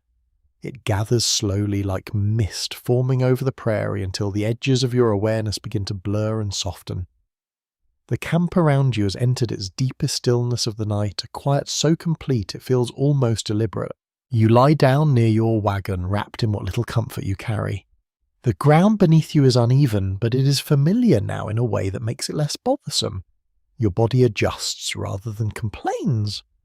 The sky above is vast and full of scattered stars, each one steady and distant, watching without urgency. A mainstream historical fact about Oregon Trail travel is that many emigrants slept in shifts or remained partially alert during the night, especially in larger wagon trains where livestock and weather changes required constant awareness. Even in rest, a part of you feels lightly tethered to the camp around you, as if sleep is something negotiated rather than surrendered. The fire has reduced to a low glowing core. It no longer illuminates the camp so much as suggests its outline. Wagons become shapes within shapes. The prairie beyond disappears entirely, not because it is gone, but because there is no longer enough light to interpret it. A faint sound of movement comes from somewhere nearby. An ox shifts its weight. A rope softly tightens and loosens. These small sounds become part of the night's rhythm.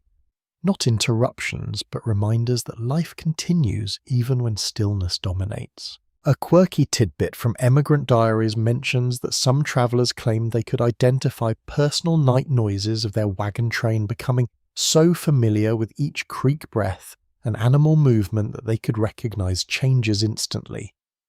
You begin to understand how that kind of awareness might develop over time. Historians still argue whether the psychological strain of constant travel was more intense during the day's movement or during the night's enforced stillness when the mind had fewer distractions and more space to reflect. Lying here, you feel how the night allows thoughts to expand without direction. Your breathing slows gradually. Not forced, not intentional. It simply aligns with the reduced pace of everything around you.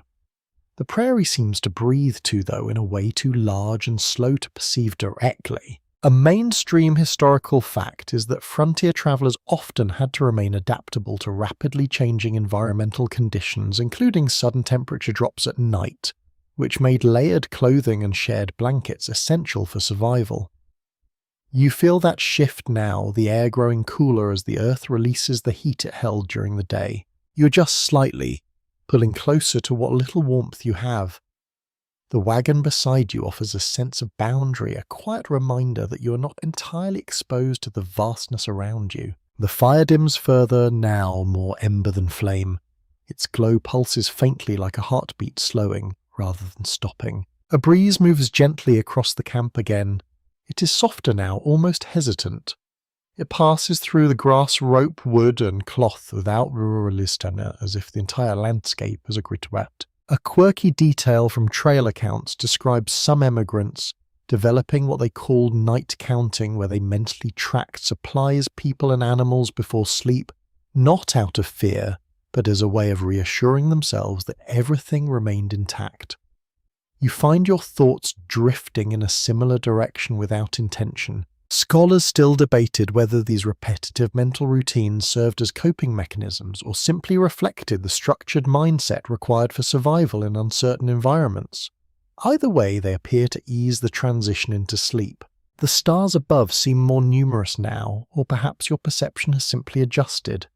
They do not move yet, they feel present in a way that is almost tactile, like a distant layer of quiet above everything else. The camp is fully still. Not solemn in an absolute sense, but quiet enough that every sound feels meaningful. Even the smallest shift carries weight. A mainstream historical fact about wagon train movement is that early mornings were typically the most active part of the day, with travellers breaking camp before full sunrise to take advantage of cooler temperatures and stable conditions. That knowledge sits in the back of your mind, reminding you that rest here is always temporary. Your thoughts begin to loosen their structure. Images drift without sequence. The road behind, the river, the dust, the slow turning of wheels, faces lit by firelight.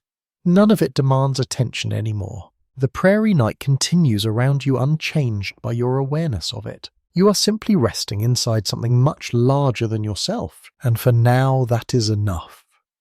The night has deepened further, now settling into its most quiet and suspended form. It is the kind of darkness that feels less like absence and more like presence, as if the prairie itself has wrapped you in something soft and immeasurable. Your body lies still beside the wagon, and the boundary between wakefulness and sleep begins to thin. You are no longer fully aware of individual sounds in the camp. Instead, everything blends into a single, low rhythm. The faint breathing of animals, the occasional shift of wood, the distant rustle of grass in wind that barely announces itself. It all becomes part of one continuous texture. A mainstream historical fact about Oregon Trail travel is that many emigrants experienced fragmented sleep patterns due to environmental demands, often waking multiple times to check livestock weather conditions or wagon stability. Even now, part of you remains lightly alert, as if the body has not yet agreed to fully let go. The fire has almost completely surrendered. Only a small cluster of embers remains glowing faintly like memory rather than light. The camp is now defined more by outline than detail, with wagons and figures merging into soft silhouettes against the prairie dark. A faint chill settles more firmly into the air. It does not arrive suddenly. It accumulates slowly, replacing the warmth that lingered after sunset. You instinctively adjust your position, seeking whatever small comfort the ground and your coverings can offer. A quirky tidbit from Frontier Diaries mentions that some travellers believed prairie winds carried directional messages, interpreting subtle shifts in the night air as signs about weather safety or travel decisions. While not grounded in science, it reflects how closely people learn to read their environment. Historians still argue whether nighttime conditions on wagon trains heightened emotional sensitivity or simply reduced external distractions enough for internal thoughts to feel more intense. Lying here, it is difficult to separate the two possibilities. Your thoughts drift in and out of structure. At times they form clear images. At other times they dissolve into sensation, the feeling of ground beneath you, the distant weight of the wagon beside you, the vast unbroken space above. A mainstream historical fact is that wagon trains often adjusted their travel pace based on terrain and weather, with rest periods carefully balanced against the need to maintain steady progress towards seasonal destinations. That sense of constant calculation exists even here, quietly embedded in how rest is experienced. You hear a soft movement nearby, perhaps an animal shifting position, perhaps a rope tightening as something settles. The sound is small, but it briefly returns you to awareness before fading again into stillness. The prairie night feels less like a single environment and more like layered distances. Near sounds, mid-range sense, and far absence, each layer blends into the next without clear separation. A breeze passes again, slightly cooler now. It moves across your skin and disappears just as quickly, leaving behind only the awareness that it happened. A quirky detail from emigrant accounts describes some travellers waking during the night and briefly mistaking the shape of wagons for unfamiliar structures, their minds adjusting slowly to darkness and limited visibility. In the half-awareness of sleep, even familiar objects can feel newly strange. Scholars still debated whether this altered perception of familiar surroundings contributed to heightened caution or simply reflected the brain's natural response to reduced sensory input. Either way, the experience seems consistent across many diaries. Your breathing becomes slower and more regular now. Not forced, not controlled. It simply follows the quiet rhythm established by everything around you. The embers dim further.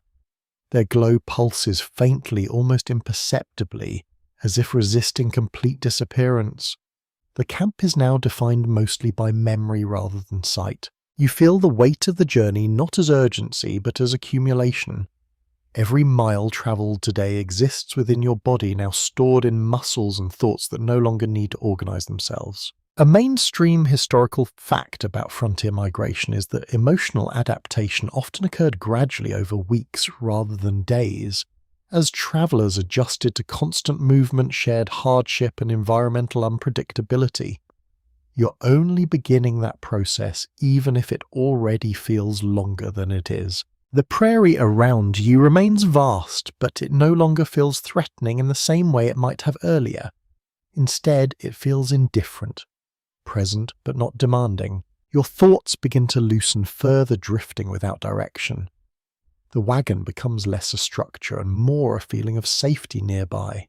The ground becomes less uneven and more simply supportive. Sleep is no longer approaching, it is already arriving quietly and without announcement. And as your awareness fades, the last thing you register is not movement, not sound, but the simple fact that nothing here is waiting for you to respond.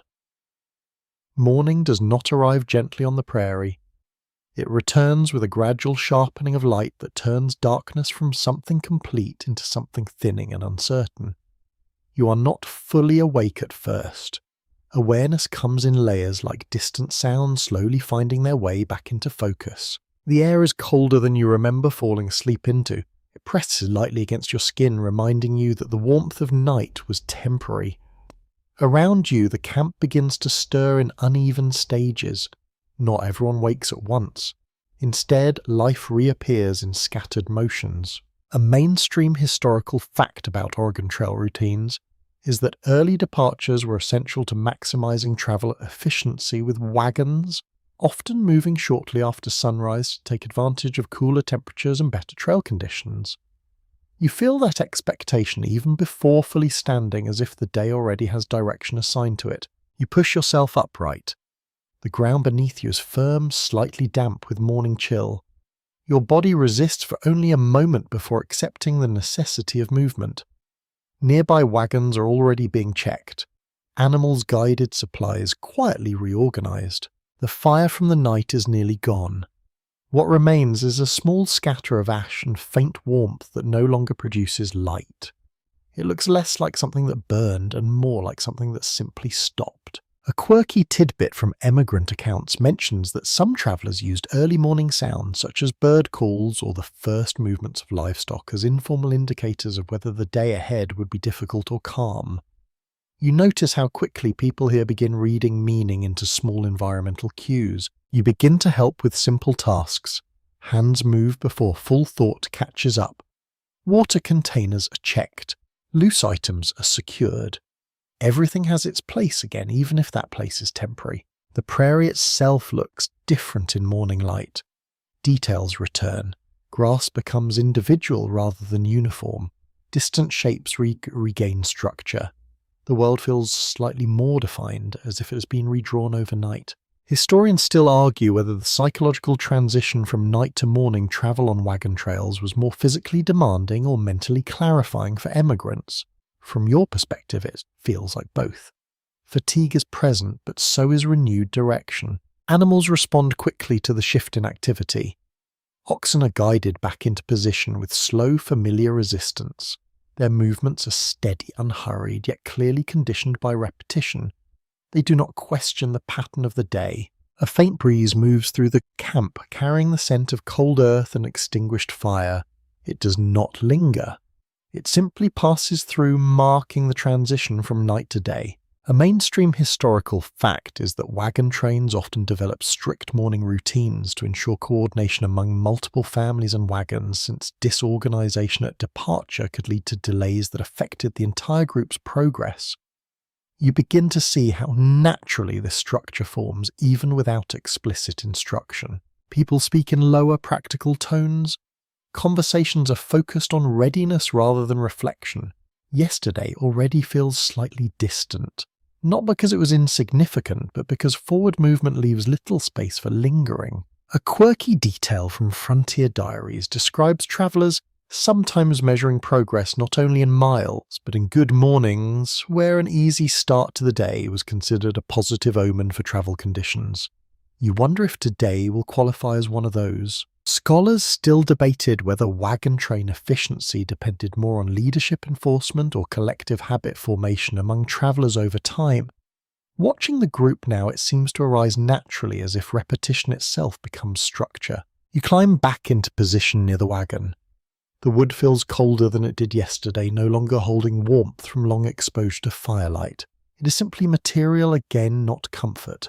The line of wagons begins to shift forward in subtle coordination. Not all at once, but in sequence. One movement triggers another, and gradually the entire train begins to reassemble into motion. You feel the wagon lurch slightly as it starts again. The sound of wheels returning to the ground's resistance is familiar now, already less strange than it was before. The prairie opens ahead, unchanged, yet newly interpreted by morning light.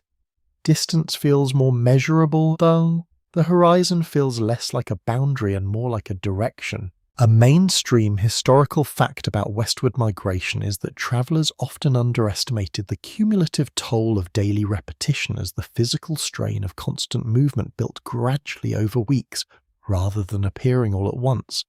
That accumulation is just beginning for you. The wagon train moves forward, and so do you without needing to decide again. The wagon train settles into its daytime rhythm again, and after the hesitation of morning, everything begins to feel familiar in a way that is almost unsettling. Movement returns as the default state. Stillness now feels temporary, as if it must justify itself before it is allowed to exist. You sit in the wagon as it rolls forward, the wooden frame shifting gently beneath you. The sound of wheels against uneven ground creates a steady, repetitive pattern that begins to shape your awareness of time. Hours are no longer measured clearly, they are experienced. A mainstream historical fact about Oregon Trail travel is that most wagon trains averaged roughly 15 to 20 miles per day, depending on terrain, weather, and livestock condition.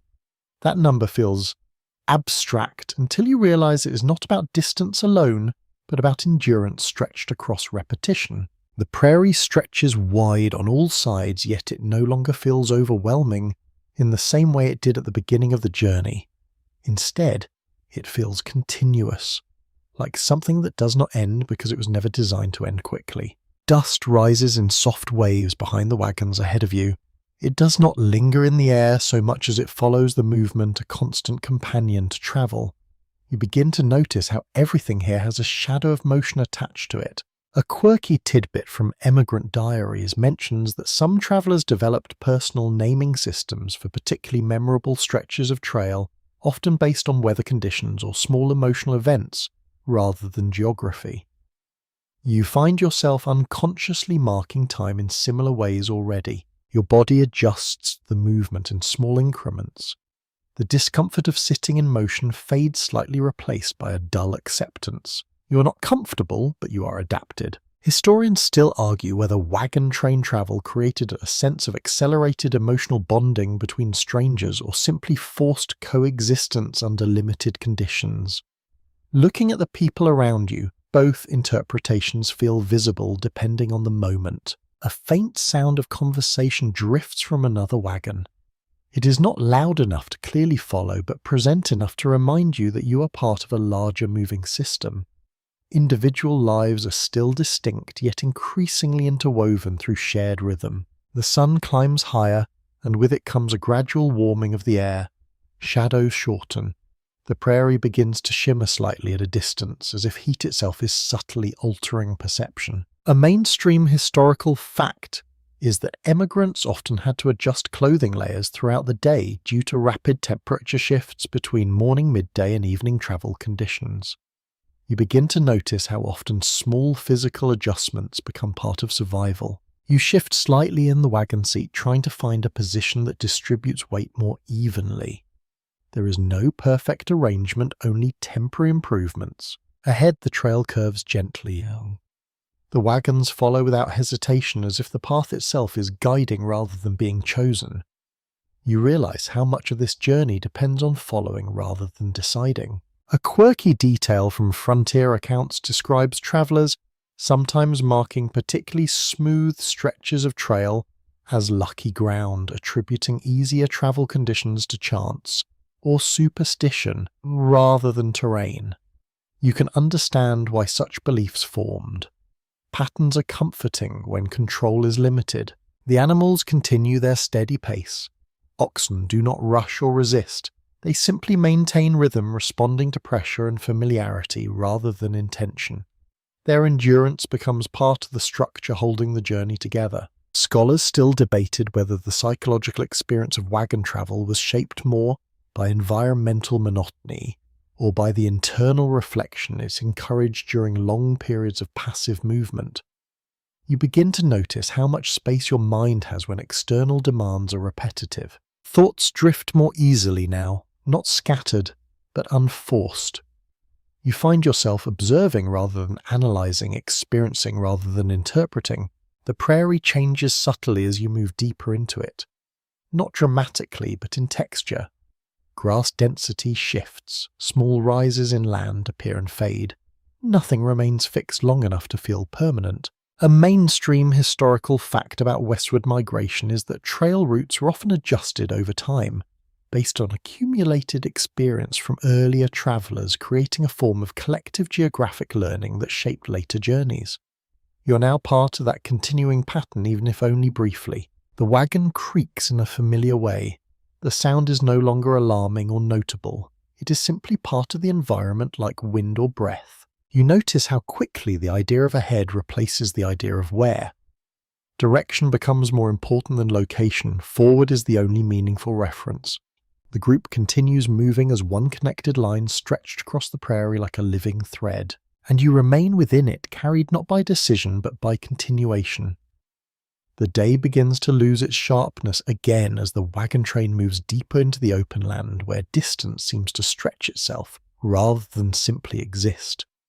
The rhythm of wheels' hooves and breathing settles into something so consistent that it almost stops feeling like separate events. You find yourself watching the horizon more than the wagon immediately ahead.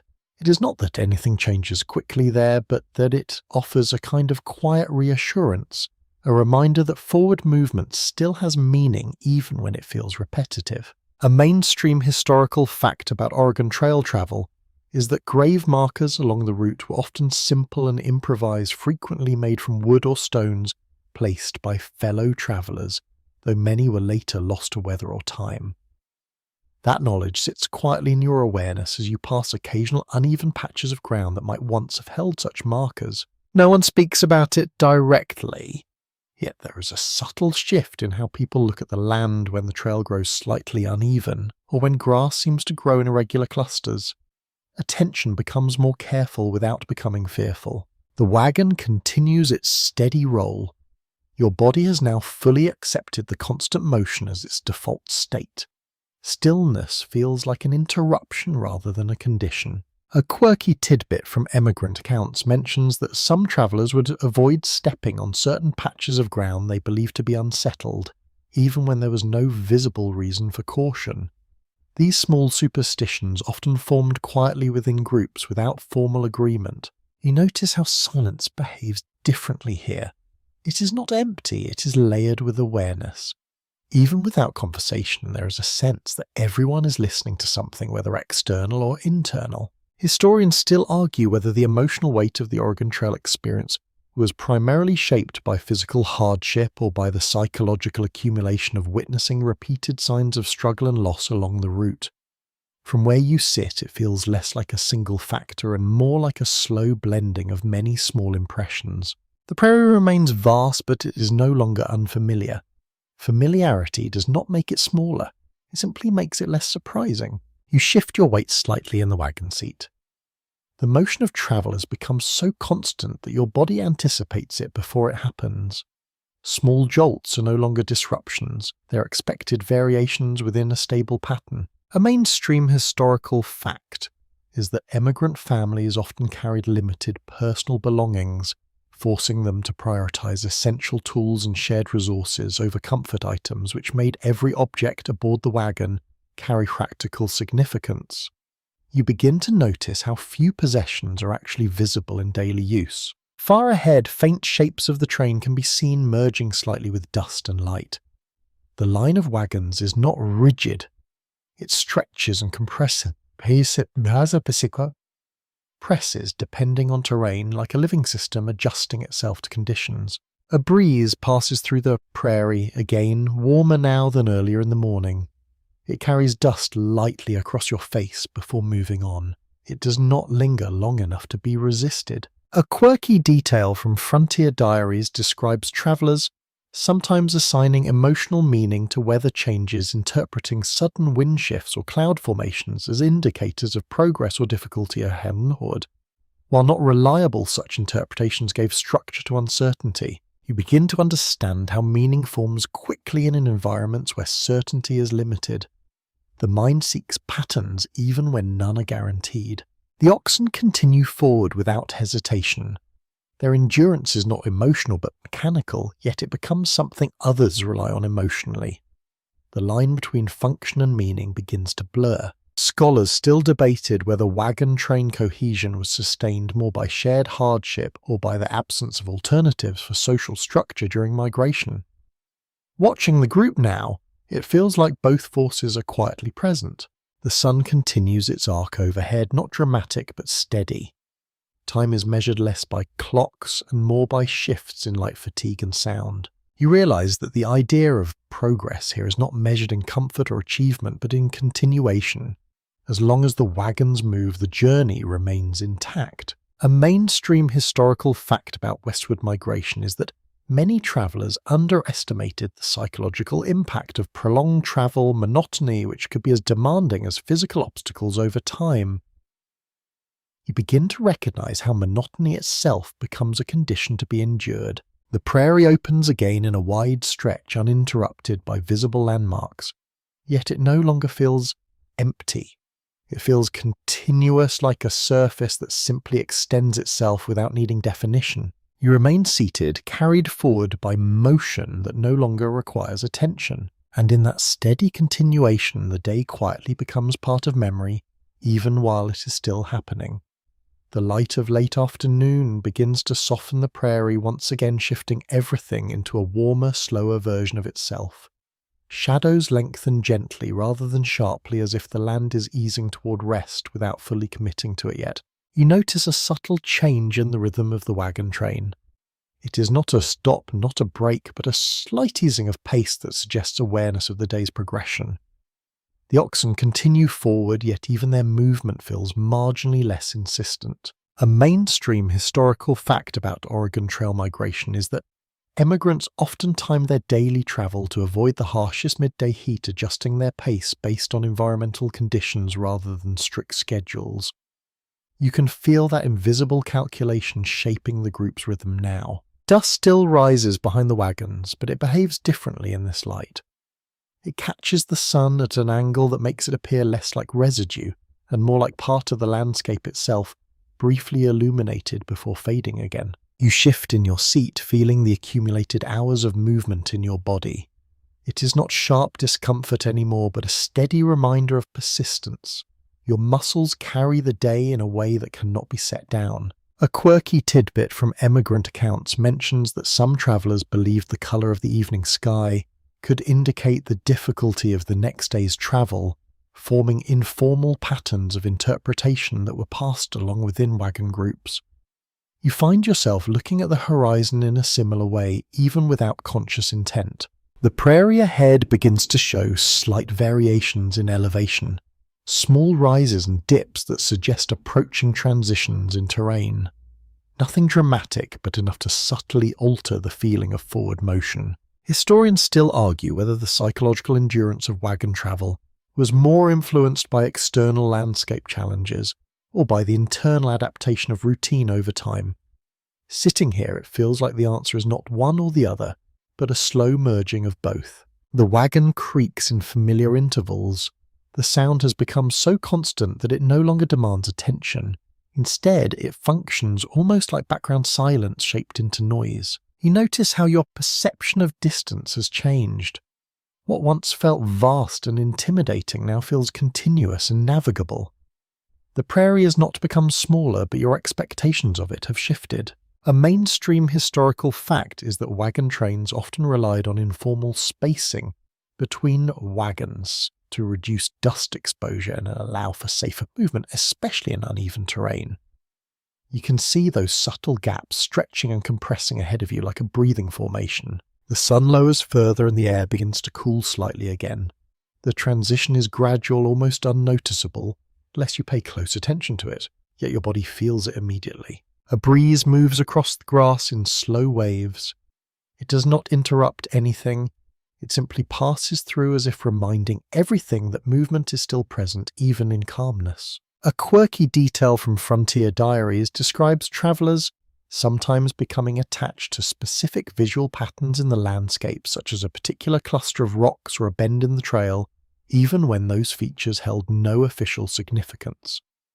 These small landmarks became emotional anchors over time. You begin to recognize that your own attention is doing something similar, quietly selecting detail, bits to hold on to even when the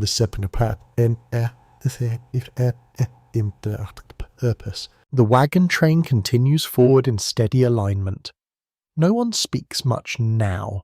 Conversation has thinned into occasional remarks, mostly practical or observational, as if words are being conserved like supplies. Scholars still debated whether long-distance wagon migration created a heightened sensitivity to environmental change, or whether it simply reduced competing stimuli enough for subtle shifts to become more noticeable.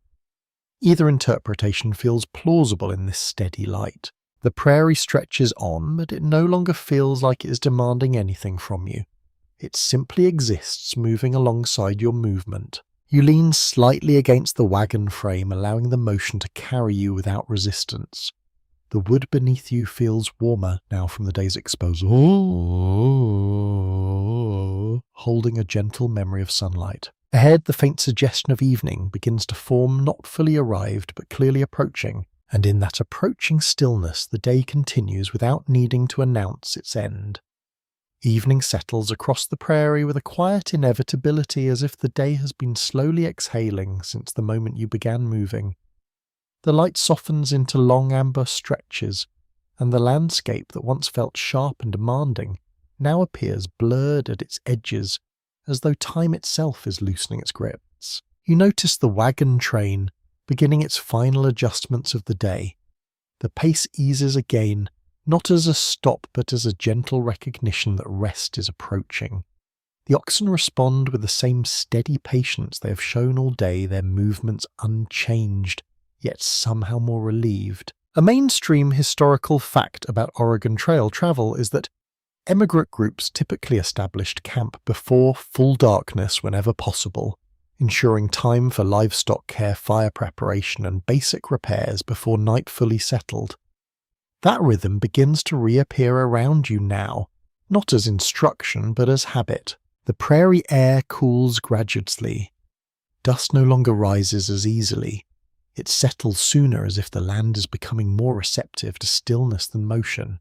You can feel the day's accumulated effort beginning to loosen its hold on your body. A quirky tidbit from Frontier Diaries mentions that some travellers developed emotional attachments to specific times of day during the journey, often preferring either dawn for its clarity or dusk for its calm predictability. You find yourself noticing the same subtle preference forming without intention. The wagon creaks one more time as it rolls over uneven ground, then steadies again. That familiar sound has become part of your internal landscape now, something your mind no longer separates from silence. The horizon ahead dims slowly, not abruptly, but with patience. The prairie does not disappear. It simply becomes less defined, returning to suggestion rather than detail. Historians still argue whether the emotional culmination of daily wagon travel was more strongly shaped by the relief at stopping or by the psychological weight of knowing the same cycle would repeat again tomorrow. From where you sit, both feelings seem to exist together without conflict. You begin to prepare for the evening without fully realizing you are doing so. Small adjustments of posture, awareness of surroundings, attention to where rest might soon happen. The body learns these patterns faster than thought. A mainstream historical fact is that wagon trains often reused established campsite habits each night, forming a predictable sequence of arrival, unloading, livestock tending, and fire gathering that help maintain order across long journeys. You can feel that sequence quietly reassembling itself around you. The group slows further. Wagons begin to align more loosely, signaling that stopping points are near. There is no announcement, no clear command, just collective understanding expressed through motion. A breeze moves through the grass, cooler now, carrying the faint scent of earth, beginning to release its daytime heat. It passes through and continues onward without pause. A quirky detail from emigrant accounts describes travellers there sometimes marking the end of a day not by sunset itself, but by the moment the wagon stopped moving, as if motion rather than light defined time on the trail. You understand why that distinction matters here. You feel the wagon finally ease toward a stop. The sensation is gradual then complete. Movement does not vanish suddenly. It resolves like a thought finishing itself. Silence grows again, but it is a different silence than night. This one carries completion rather than anticipation. The prairie around you remains vast, but it no longer feels like something you're passing through. It feels like something you're existing within, temporarily paused, but never truly left behind. Scholars still debated whether the Oregon Trail experience should be understood primarily as a physical migration or as a prolonged transformation of perception shaped by repetition and endurance. Sitting here at the end of the day, it feels like both ideas are true without needing resolution. The wagon stands still now. The journey for today has reached its quiet conclusion, and as evening settles fully in, you remain exactly where the day has brought you, neither arriving nor leaving, only continuing, 300-word wind down. The firelight begins softly, not as a burst, but as a careful return of warmth into the gathering dark. You feel the world slow even further, as if everything is agreeing to rest at the same time. The prairie is no longer distant or demanding. It is simply there, surrounding you in a calm that feels almost deliberate. You notice you're breathing more clearly now. It is steady, unforced, and gently matched to the quiet movements around you. The sounds of camp are reduced to essentials, a shifting step, a low voice, the faint settling steady of animals finding rest. Each sound feels smaller than the space it occupies. There is no urgency left in the air. Even thought begins to soften at the edges, no longer forming into sequences or plans. Instead, it becomes a slow drifting presence, moving without direction and content to simply exist. The wagon beside you feels familiar now in a way that goes beyond comfort. It is part of your temporary world, a fixed point in something that is otherwise always moving. You rest against it without needing to adjust further. Above, the sky deepens into a quiet canopy of scattered light. The stars return slowly, not as sudden appearances, but as gradual revelations. They do not demand attention, they simply offer it. You realize that nothing here needs to be completed tonight. Nothing requires resolution. The day has already done what it needed to do, movement has ended, rest has begun. And as your awareness begins to soften into sleep, there is only one remaining sense of continuity. The understanding that tomorrow will not be different in structure, only in passing. The prairie remains. You remain. And everything continues gently without interruption.